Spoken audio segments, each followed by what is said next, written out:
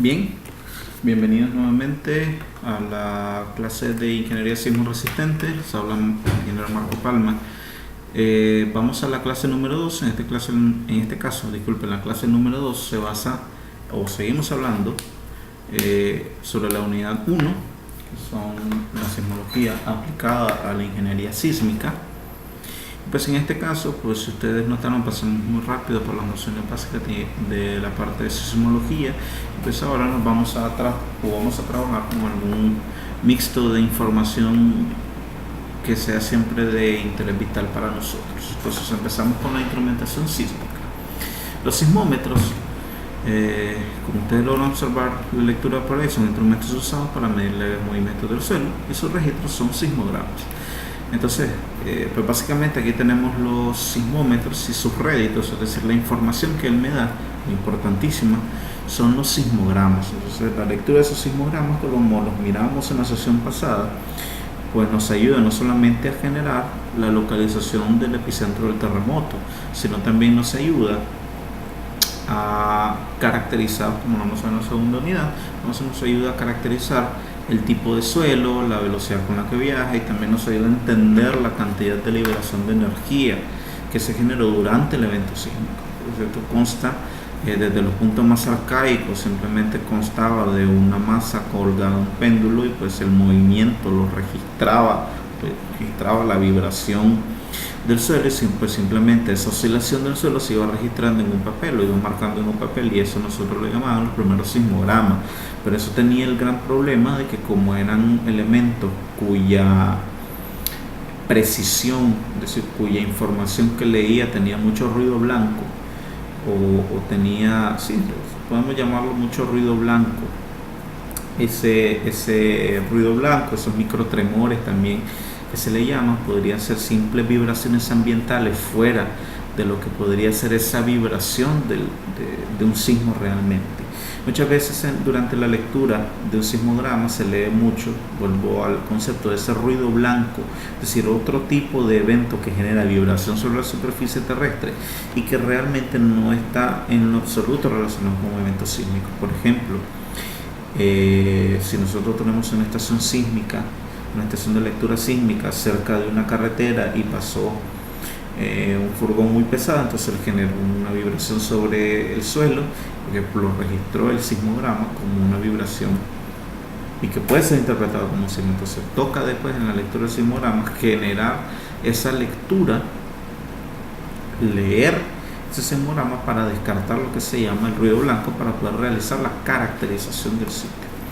Luego tenemos los GPS, o los sistemas de posicionamiento global, que son instrumentos usados para medir los desplazamientos de la corteza del suelo. Entonces, estos GPS leen los desplazamientos de la corteza y son usados por los sismólogos y por los geofísicos. Estos instrumentos no solamente capturan los registros, también permiten capturar la velocidad. ¿Okay? Entonces esa velocidad para efectos de los geofísicos es mucho más importante que para nosotros, que por ejemplo los acelerómetros, que son instrumentos para leer los acelerogramas. A diferencia de nosotros los geofísicos, nos interesa más la aceleración, porque la aceleración multiplicado por la masa nos permite obtener la fuerza de diseño. Entonces, si nosotros nos vamos a hacer la conversión básica que nosotros conocemos desde física de secundaria, sabemos que la multiplicación de la aceleración por la masa nos da la fuerza. Entonces, como ya les había hablado anteriormente, a nosotros no nos interesa tanto el evento sísmico como liberación de onda, sino como la fuerza que éste va a inducir sobre la estructura.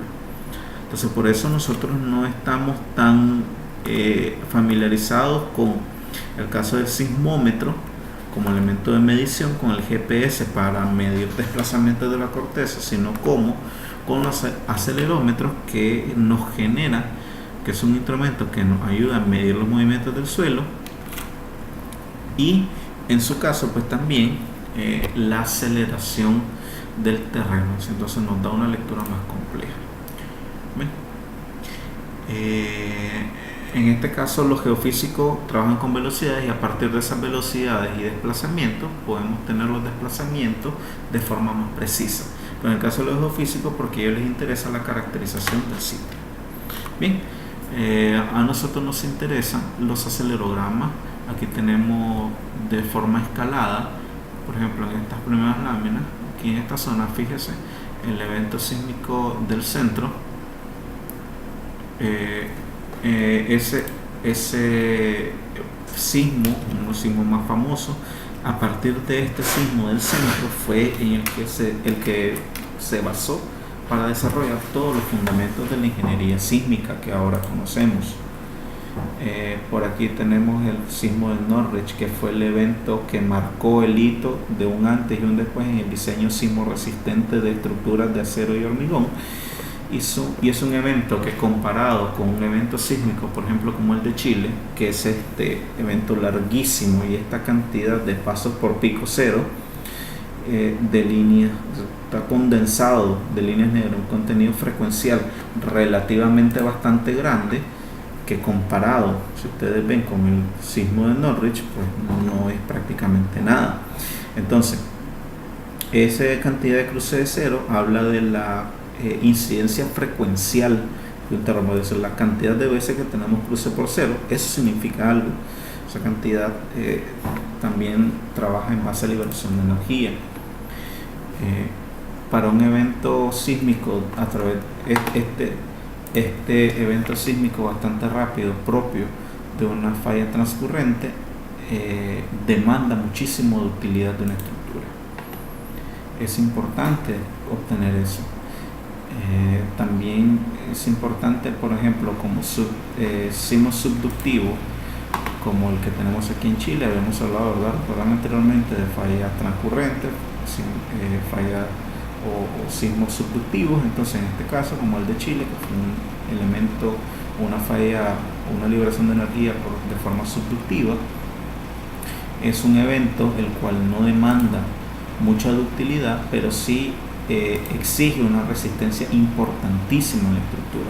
¿Por qué? Pues porque vamos a tener que va a estar sometida a una liberación de energía considerablemente muy grande, y de bastante larga duración. Por ejemplo, aquí podemos hacer una medición. Si ustedes ven, pues escalando de acá hasta acá, podemos hablar de más de 40 segundos de duración. Si vemos aquí el de Norwich, estamos hablando de una duración de pocos segundos, que es casi igual que el de Managua. Aquí tenemos el sismo también de Managua. Entonces, no solamente hablamos de que la estructura está siendo sometida o va a ser demandada, disculpen la palabra, es demandada, una resistencia, es decir, una resistencia a fuerza, ¿verdad?, bastante alta, sino que obviamente lo que incluye esa resistencia es lo que ya nosotros conocimos en sesiones anteriores como en clases anteriores, como la rigidez de la estructura. ¿Bien? Entonces están ligados estos dos conceptos dentro de la misma estructura. ¿Bien? Curiosamente que toda la ingeniería sísmica, prácticamente toda la ingeniería sísmica fue basada, es curioso, ¿no?, con el terremoto de Norwich y el terremoto del centro. Ok, eso debemos de tenerlo muy en cuenta a la hora de tratar de entender la dinámica y el comportamiento de la estructura. También a la hora de hacer evaluaciones a través de los conceptos, a través de estos conceptos de sismología, muchas veces se confunden, ¿no?, y creen de que todos los sismos o que todos los comportamientos son iguales, todos los sismos son iguales. No es así. Realmente hay una variación, o la forma en la que varía la demanda de la estructura durante un evento sísmico, pues es un efecto o un evento a tomar en consideración durante el sismo.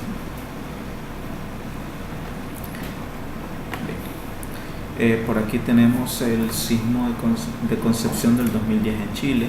Fíjense, el sismo de Norwich se ve muy pequeño en comparación al sismo de Chile del 2010. El del 2011 de Japón, miren este evento brutal. Si vemos, aunque no es el más grande que ha ocurrido en la Tierra, actualmente ese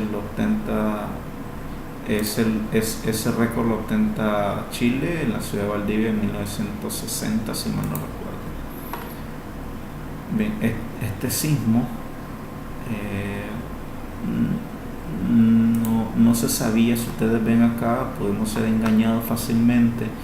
Se le generó esta primera lectura, luego decreció como normalmente lo esperamos, pero luego se volvió a generar esa apertura, ¿no? Y eso fue porque hubo una activación importante de muchísimas fallas que empezaron a liberar energía al mismo tiempo, y pues se generó ese evento catastrófico para nosotros, ¿no? Fue un sismo que duró muchísimo tiempo. Aquí tenemos una representación gráfica, y aunque con esta escala no se logramos ver, y si imagínense que tenemos una aceleración que está llegando o que llegó, bueno, si lo ponemos en escala tenemos más de un G, es decir, la aceleración del suelo durante ese evento pudo haber sido más de una vez la gravedad, en 81 metros segundo al cuadrado, no 81 centímetros sobre segundo al cuadrado. Bien, y estamos hablando de más de 160 réplicas con una magnitud mayor a 5.7 grados en la cara. Entonces, lo que no lo tumbó prácticamente el terremoto, pues lo terminó tumbando la réplica. Okay. Es interesante.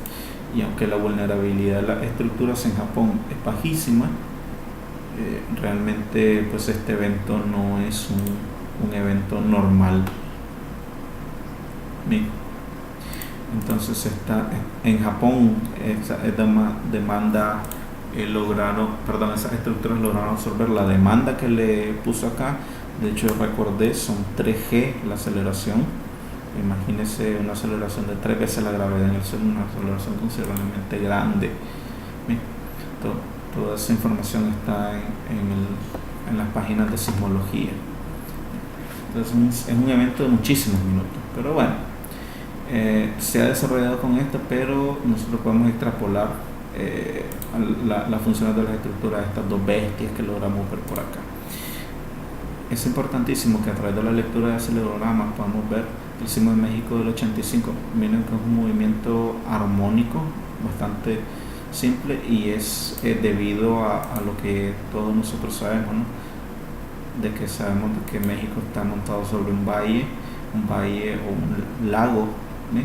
Entonces eso afectó pues, prácticamente ese comportamiento armónico de oscilaciones de ondas en agua. Bien, de esto me voy a quedar con lo que podemos obtener, de un acelerograma. Bien. Entonces la velocidad del terreno aquí, y podemos tener el desplazamiento del terreno. El pico, el PGA, que se llama el Peak Ground Acceleration, que es la aceleración pico del suelo. Bien, como ustedes ven este pico aquí, pero la velocidad máxima está dada en este instante y el desplazamiento máximo está dado en este instante. Es interesante, ¿no? Entonces, si ya tengo desplazamiento y derivo, puedo obtener la velocidad, y si derivo, puedo obtener la aceleración. Entonces, todas esas son funciones matemáticas, ¿no? Podemos hacer el proceso inverso. A partir del acelerogramo, integramos la velocidad, tenemos el desplazamiento, por función del desplazamiento. ¿Okay? En ese orden de ideas, el cero en desplazamiento indica al máximo de la velocidad, y ese cero de la velocidad asocia al máximo de la aceleración. Es una pregunta interesante, ¿no? Esa puede ser una segunda pregunta evaluativa para ustedes, de intentar conocer el por qué los ceros en un punto se vuelven los máximos en otro punto. Aquí hay un cruce por cero, tenemos una máxima aceleración, y si tenemos un cruce por cero por acá, vamos a tener una aceleración pico hacia acá. Entonces, teniendo presente que esa es la forma en la que vamos a trabajar la variación del desplazamiento respecto al tiempo, obtener la velocidad, y la variación de la velocidad respecto al tiempo, vamos a obtener la aceleración. Es un proceso a través de derivadas, y el proceso inverso podemos hacerlo a través de integración. Y después más adelante vamos a ver un tema interesantísimo que se llama la transformada de Fourier, también para intentar determinar un poco esto. Bien, ok, una vez que tenemos señales, nosotros podemos, a través de ellas, necesitamos sacar números, ¿no? Y uno de los números importantes es la intensidad de área. La intensidad de área me da una medida de energía, da un número, me da la medida de la energía liberada durante el evento y viene dada por esta representación. Otra medida importante es el potencial destructivo de un evento sísmico y viene dada por la intensidad de área por la intensidad de cruce por cero, la velocidad de los cruces por cero elevado al cuadrado. Este potencial destructivo pues claramente distinto en un evento sísmico de Norwich, por ejemplo, respecto al evento de Chile, donde tenemos muy pocos cruces por cero aquí y tenemos muchísimos cruces por cero por acá. Entonces esto viene condicionado bastante al tipo de terreno, bastante condicionado, ¿no? Entonces el sismo, si mal no recuerdo, de Esmeralda, Ecuador en el 2016 fue un evento sísmico impresionante. Ese evento sísmico tuvo un potencial destructivo enorme. Ese potencial destructivo fue enorme, tratando siempre de esta intensidad de área, de intensidad, perdón. Nos permite a nosotros fijar posición, nos permite saber qué evento sísmico tiene mayor potencial destructivo que otro. Y bueno, vamos a ver en su momento tal vez alguna parte de información a través de esta información qué representación podemos tener. Bien, si el registro de aceleración en el tiempo tiene un error de 0.001 metros segundo y el tiempo de duración es de 100 segundos, este error se traduce en 0.01 metros por segundo, bien, al final del registro, y genera una deformación permanente de 0.5 metros. ¿Ok? Entonces, es decir, si yo quiero sacar cuánto fue el desplazamiento de la placa, el error, ustedes ven, cuando aunque tengamos un error bastante pequeño en el registro de aceleración, fíjense 0.001, ¿ven? El tiempo al final vamos a tener 0.1 metros por segundo, se traduce en un incremento bastante considerable vamos viendo cómo es el comportamiento. Es una función matemática, ¿no? Lo pueden obtener bastante simple. Vamos viendo cómo se va extrapolando y va creciendo el error cuando hablamos de desplazamiento de la placa durante el evento sísmico. Bien, entonces yo no necesariamente teniendo región obtengo esto de acá. Bien, entonces vamos a tener un error interesante, por lo tanto no siempre debemos de confiar en este tipo de métodos. Bien, por lo tanto es que una buena noticia si combinamos el acelerograma con medidas de GPS, o sea, si nosotros venimos y combinamos esa lectura de acelerograma con la medida de GPS, pues podemos tener un desplazamiento permanente del suelo, y ese desplazamiento permanente del suelo lo podemos comparar con los datos obtenidos al final. De esa manera nosotros tendemos a eliminar ese error. Intentamos eliminar ese error. Bien, veamos. Disculpen, voy a cortar rapidito. Bien, continuamos entonces, disculpen la interrupción. Veamos esta lámina. Esta lámina me da algo realmente interesante. Podemos hacer una lectura bastante buena. Por ejemplo, esta zona, lo que me está diciendo este mapa es que esta zona es relativamente nueva. El que esta zona sea relativamente nueva quiere decir de que la razón de movimiento de milímetros por año se mueve más rápido. Bien, se mueve más rápido, esa velocidad con la que penetra, o sea, se subduce la placa de Nazca, con la placa sudamericana es más rápida, es muchísimo más rápida, hay mayor actividad sísmica, por lo tanto está asociado a una mayor recurrencia sísmica, a diferencia, por ejemplo, de la dorsal mesoatlántica, donde comparado a la de Europa, pues efectivamente ustedes pueden ver de que habría menor recurrencia.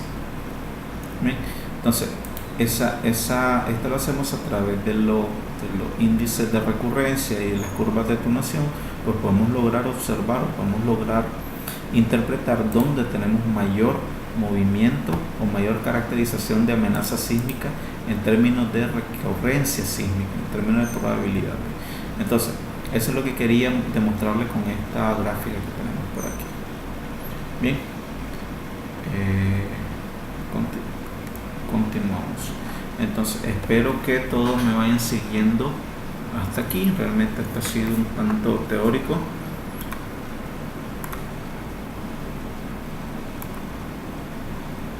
Ok, continuamos.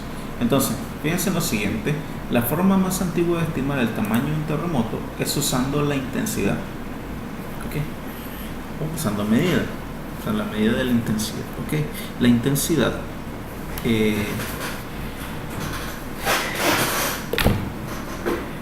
la intensidad es una estimación cualitativa de los efectos de los terremotos en una zona en particular y es obtenida de los daños observados y las reacciones de las personas en la zona estudiada. ¿Qué tipo de intensidad nosotros registramos? La intensidad de Rossi-Forel. Esta intensidad respecta en 1980 y la describe intensidades entre un 1 y 10. La intensidad Mercalli, que se basa en la de Rossi-Forel, la modificada de Mercalli, la agencia meteorológica de japonesa y la de la MSK, que es europea. Bien, esto pues este nombre que está ahí se los dejo de tarea que ustedes lo aprendan a mencionar. Realmente no me voy a meter a algo de lenguaje. Bien, que esto es válido pues normalmente en América Central, en Europa Central y el este.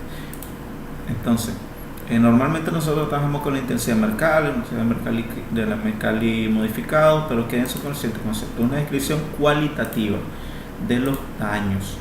¿Ok? No mide la cantidad de daño, simplemente da la cualidad del efecto, o sea, la calidad del daño. O sea, es una forma de medición de qué es lo que le estoy queriendo dar a entender ahí, que es un tipo de medición sujeto a interpretación, es decir, muy sujeto a la subjetividad. ¿Bien? Entonces, esto va a depender de la interpretación del individuo. Por ejemplo, en la escala modificada de Mercalli establece que no se advierten, sino pocas personas se alarman en condiciones de perceptividad. Pero existen otras donde en la escala 6, por ejemplo, el elemento colgante se estremece y se experimenta dificultad de permanecer en pie. Bien, el fenómeno es percibido por los conductores en automóviles en marcha. Se producen daños de consideración en estructuras de albañilería mal construidos o mal proyectados. Si yo estoy midiendo este evento, por ejemplo, en una zona de falla transcurrente, donde para un evento sísmico estoy en una población de viviendas viejas, entonces la intensidad para el mismo evento sísmico va a ser distinta, va a ser una percepción de daño mayor, a diferencia de una zona donde en teoría las estructuras más nuevas resisten muchísimo más. Bien, entonces esa medida de daño es una medida subjetiva y cualitativa, ¿ok? Entonces no nos engañemos el hecho de conocer que esa intensidad pues simplemente describe al evento en sí, simplemente es algo subjetivo. Ok, vamos a continuar. A ver qué tenemos por aquí. Entonces esta intensidad de daño medida por Astroza en 1989, pues son algunos tipos de variaciones, ¿okay? Para que lo lean un poco. Otra medida cuantitativa, entonces aquí es la medida cuantitativa. Entonces ahora sí nos vamos a meter a la medida cuantitativa, es decir, le vamos a poner números a ese terremoto. Bien, entonces esto ya no está dado a mi subjetividad, esto ya está dado realmente a un valor numérico. ¿Okay? Eso se da a través de la medida de la liberación de energía durante el evento. ¿Bien? Y eso se da a través de una magnitud de ondas superficiales, como lo tenemos aquí, una magnitud de ondas de cuerpo. ¿Bien? ¿Okay? Y existen tipos de magnitud. Bien, efectivamente, por ejemplo, obtenemos el momento sísmico. El momento sísmico es bastante interesante, sobre todo cuando nosotros queremos calcular cuál es el área de liberación máxima de energía. Entonces, ese momento sísmico no es igual en una zona que se desplaza muy rápido, una zona que se desplaza con mayor lentitud. Entonces aquí tenemos un coeficiente del tipo de suelo,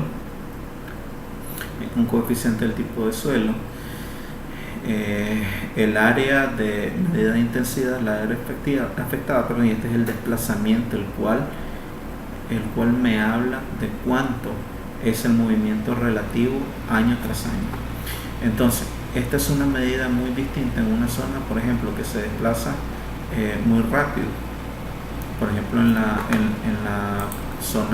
placa de Nazca, voy a regresar un poco, y es que ustedes recuerdan más adelante donde hicimos esta caracterización, es una zona relativamente nueva, pues se mueve y se subduce muy rápido la placa de Nazca, que por ejemplo cuando vemos la dorsal atlántica.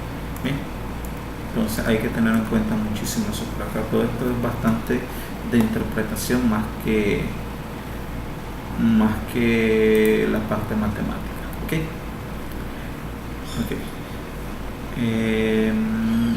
No sé realmente por qué los periodistas se complican tanto y hablan de intensidad 8 en la escala de Richter.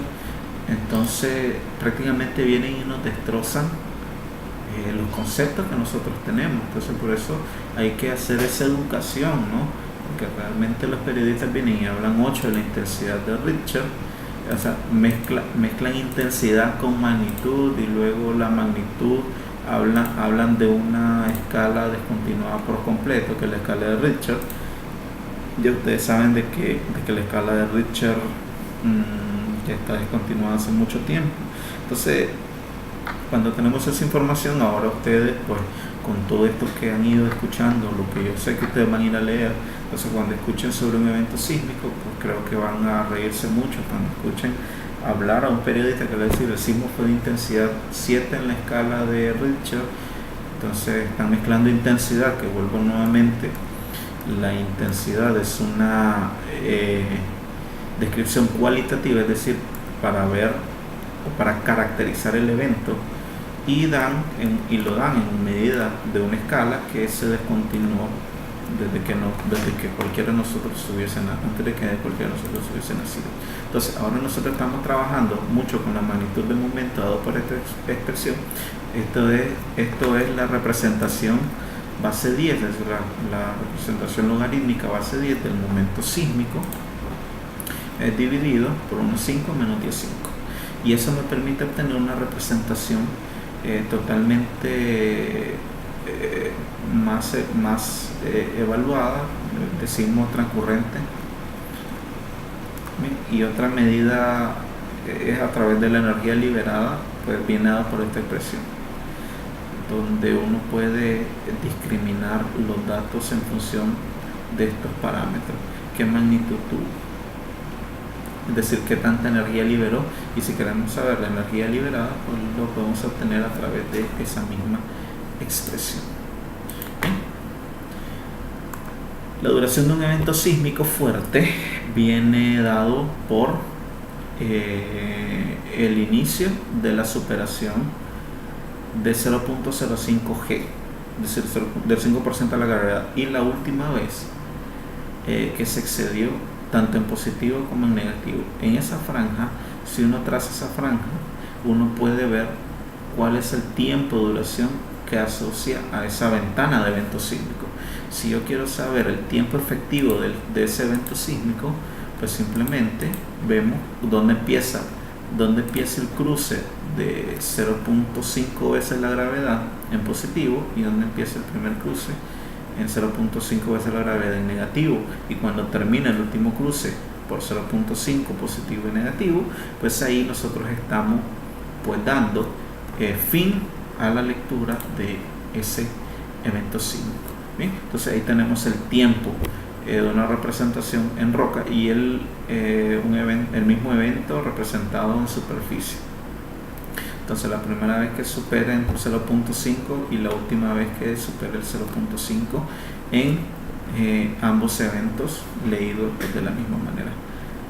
Entonces esta ventana es muchísimo más grande debido esa ventana es mucho más grande. O sea, leímos el mismo evento sísmico en dos eventos, en el mismo, reacomodo la idea, leímos el mismo evento sísmico, el de Loma Prieta en 1989, lo leímos en dos tipos de suelo, en roca y en aluvión. Pues obviamente sabemos de que en roca, por ser un medio más sólido, la propagación de onda fue muchísimo más lenta o más pequeña, debido a que el estrato era lo suficientemente competente para disipar de manera más efectiva la energía, no así para el aluvión, el cual no fue considerablemente bueno el tipo de suelo como para detener, y al contrario fue hasta cierto punto amplificando la onda sísmica. Entonces normalmente tenemos mayor amplificación en suelo blando que en suelo roca, por ejemplo, y a partir de eso vamos a determinar el riesgo sísmico. El riesgo sísmico es una función compleja, pero podemos reducirlo a lo siguiente: depende de la amenaza sísmica, la vulnerabilidad de la estructura y el nivel de daño aceptado. Porque bueno, podemos tener por ejemplo mucha vulnerabilidad, pero el daño aceptado es menor. Pero entonces la amenaza sísmica está relacionada directamente a la recurrencia del evento sísmico. ¿Qué tanta recurrencia sísmica puedo tener? Bien, eso ya no es controlable por mí. Yo no puedo controlar la cantidad de veces que se va a liberar energía, pues porque no puedo controlar los movimientos de placa. Lo que sí yo puedo controlar es la vulnerabilidad estructural y el nivel de daño aceptado. Eso sí yo puedo manejar con ello. Inicialmente, la ingeniería sismo resistente lo que perseguía pues era eliminar un daño aceptable. Entonces, al inicio de la ingeniería sísmica aceptaba cualquier tipo de daño siempre y cuando el usuario estuviera vivo. En resumen, el inicio de la ingeniería sísmica me decía de que no importaba el evento y el daño que generara ese evento, sino que lo que importaba era que se preservara la vida del usuario. Bien, entonces, si el daño sale en vivo, no hay problema. Entonces, estos conceptos ya evolucionaron hace muchísimo. Cuando se reestructuró FEMA, esos conceptos evolucionaron muchísimo. Entonces, ya el nivel de daño viene asociado a otro tipo de elementos y pues ya está muy bien calculado y ya está muy bien estructurado ese nivel de daño en dependencia de la tipología y la estructura. Eso se va a ver un poco más adelante durante el mismo curso. Entonces eso va en dependencia del tipo de estructura, la facilidad de la reparación, los costos de la reparación. Por ejemplo, en algunos países, por ejemplo, no ha aceptado que un evento sísmico y induzca daño e induzca daño en los cuales conlleve a que el usuario tenga que hacer reparaciones completamente fuera de sí. Es decir, en algunos países ya tienen normado esa calidad de daños que puede haber durante un evento sísmico recurrente cualquiera. Entonces el nivel de daño debe ser mínimo ante eventos sísmicos muy grandes. Y eso habla también del nivel de vulnerabilidad. Y el nivel de vulnerabilidad estructural es el que sí nosotros podemos controlar.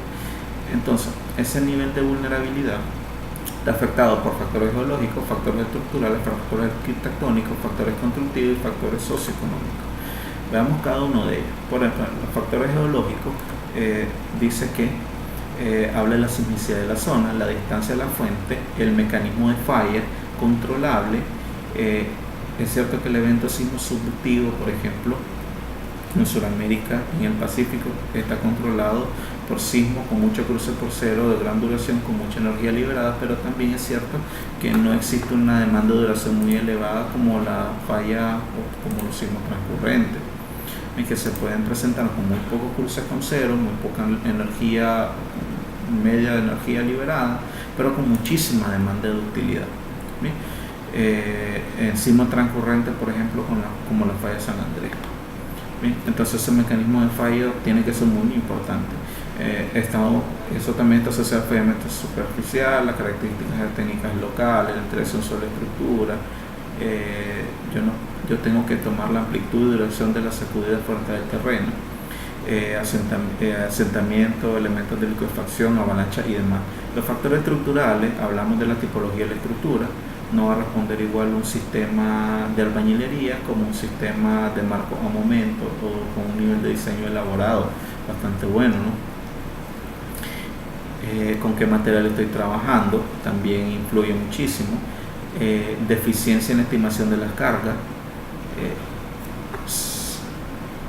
Si yo diseñé un edificio para que fuera una vivienda y resulta de que en la zona donde está ubicado se modificó y ahora tiene un uso comercial, entonces eso induce en una variabilidad de la carga y eso también genera variación en la inducción de la carga. Entonces eso tenemos también deficiencia en el diseño de utilidad disponible, problemas torsional, cambios bruscos de rigidez, deformación de material excesivo, distribución asimétrica, geometría irregular en planta, detalles de refuerzo estructural deficiente en las conexiones y armado de elementos estructurales, la colindancia, la normativa utilizada, la edad de la edificación, el apoyo de las vigas, de tramos, de puentes o demás elementos. Bien. Esos son algunos de los factores estructurales. Los factores arquitectónicos, los factores arquitectónicos pues, no son del nada desestimables. Eso viene de la mano de nuestros muy buenos amigos los arquitectos. Yo sé que los arquitectos muchas veces se sienten artistas que pueden hacer garabatos, pueden hacer pinturas, pero realmente deben de entender que no lo son, no son artistas. Los arquitectos son profesionales de la construcción, de las obras civiles, que tienen una relación muy fuerte con el área estructural, en especial con las edificaciones.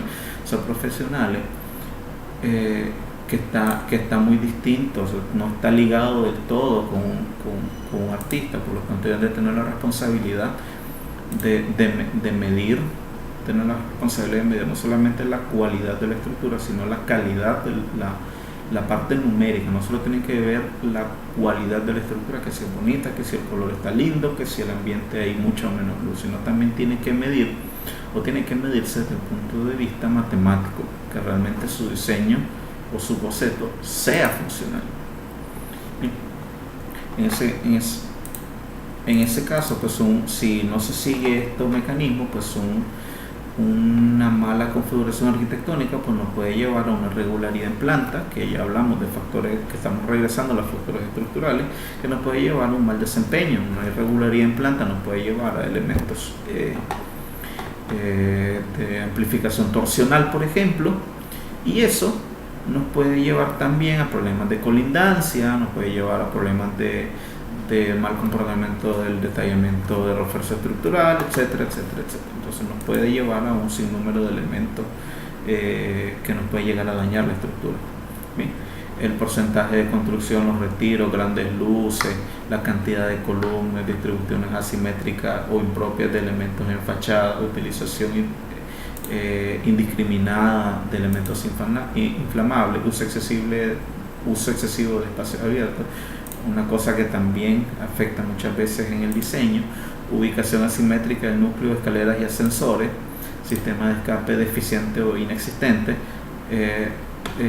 distribución errada de la tabiquería.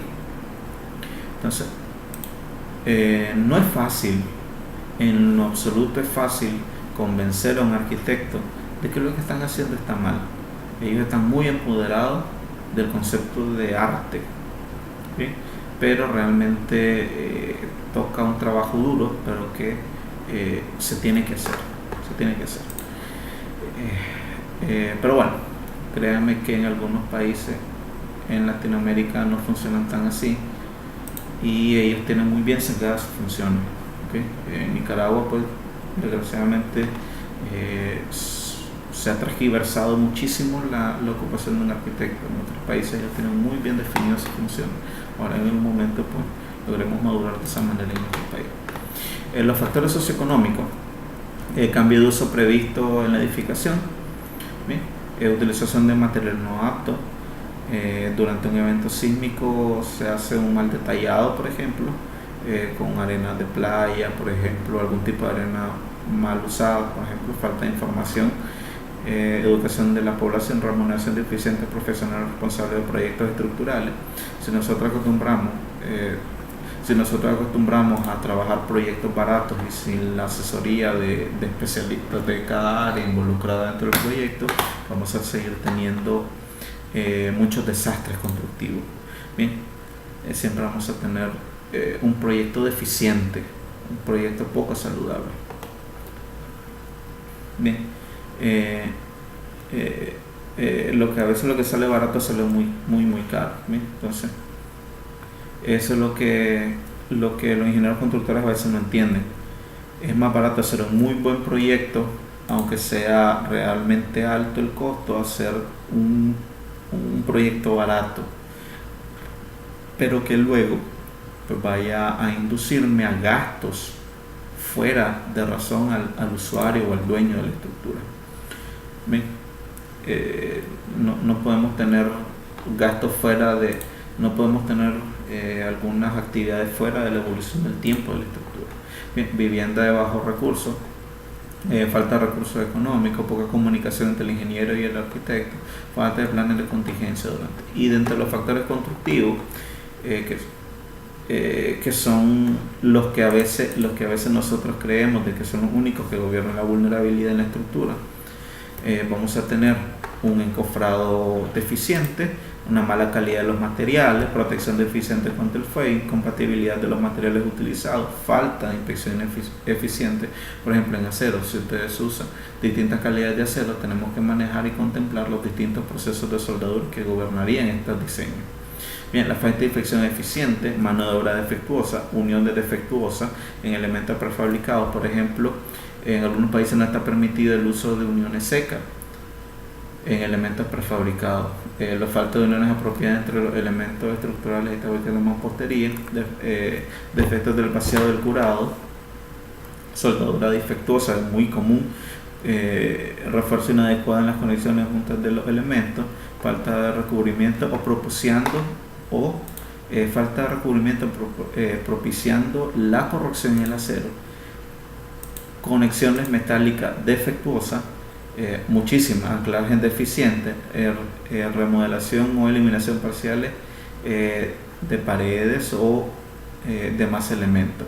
Bueno, entonces esos son los factores que pueden afectar la vulnerabilidad, pero todos esos elementos nosotros como ciudadanos, como responsables de área o como constructores o como dueños de obra, nosotros podemos ser responsables de ese buen funcionamiento y eliminación de la vulnerabilidad estructural, la vulnerabilidad de ese proyecto. Si nosotros tenemos una baja vulnerabilidad, independientemente de la amenaza, podemos tener un riesgo sísmico muy bajo. ¿Qué es lo que pasa? Por ejemplo, en